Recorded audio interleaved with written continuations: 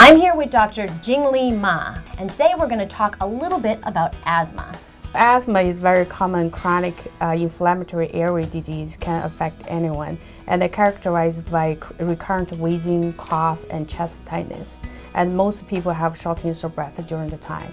What are some of the environmental factors involved with asthma? Irritants like smoking and mold, carpets in the house, dog, cats are a very common trigger for asthma attack. And also medications can trigger asthma attack too, like NSAIDs, aspirin. I see a lot of patients have asthma attack triggered by pollens, rockways, trees outside. So what we can do is to prevent those triggers, and people can use some inhalers prior to going outside. How does someone prevent asthma?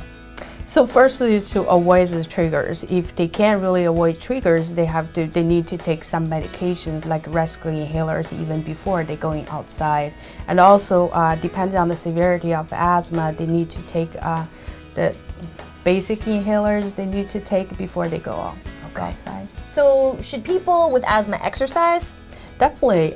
Actually, it's recommended to do exercise for patients with asthma. The only thing they need to do is to take some inhalers 10 to 15 minutes before they do exercising, and they'll see the difference. Unfortunately, asthma is not curable, but we know the mechanism. We know how to avoid the asthma attack. So if you feel like you do have asthma attack, it's better to talk to your doctor and for some advice. What's the treatment strategy for someone with asthma? We have to frequently monitor the symptoms and the lung function.